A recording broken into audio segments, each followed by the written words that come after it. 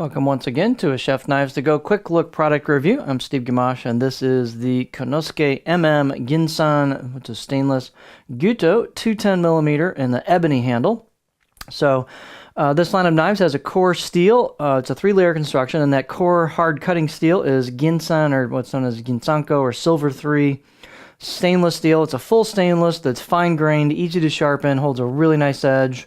It gets very sharp. It's an excellent conventional stainless steel for kitchen knives. They heat treat that to around 61 Rockwell. And the construction, as I said, is on either side of that hard core steel, there's a softer stainless steel cladding. We'll get a close-up look at it. The cladding line is a little faint, but we'll show it to you. The weight and dimensions can vary a little bit from knife to knife, but these are 149 grams or 5.3 ounces with this handle. It's a little bit heavier than the Laurel handle. The edge length is right about 200 millimeters or 7.9 inches. Overall length, about 14 inches. Spine thickness was about 3.1 millimeters measured coming out of the handle. I measured about 2.5, 2.6, about halfway down the blade. The other sample I had with the lower handle was like 2.4, so that's pretty darn close. And then there's just a little bit more kind of gentle taper as we go until you hit the grind, and then it thins out nicely towards the tip. The tips work really well on these. They're also pretty thin at the very edge.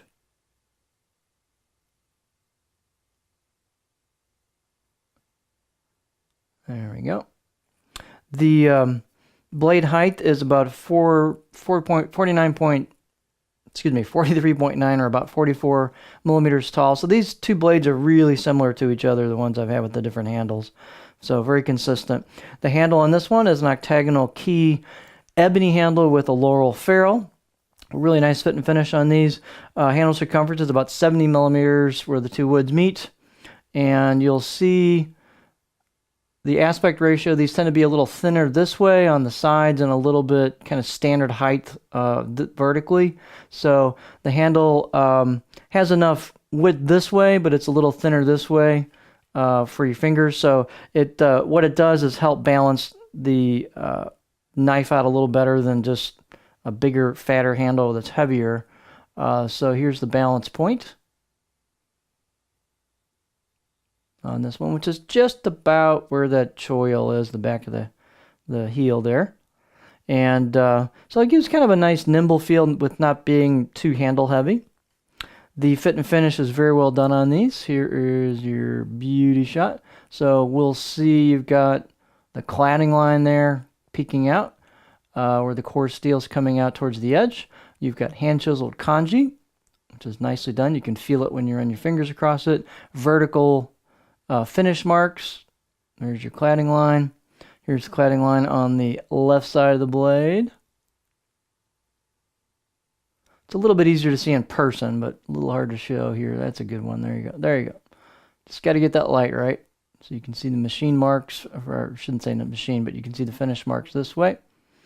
They've done a really nice job on polishing and rounding the spine, and then polishing and rounding the choil, so it's very comfortable right out of the box. These both had a good 6, maybe 7 out of 10 edge on them. They were pretty darn sharp out of the box on a nicely formed edge bevel. So let's see, fairly stiff blade. Let's look at the cutting board profile.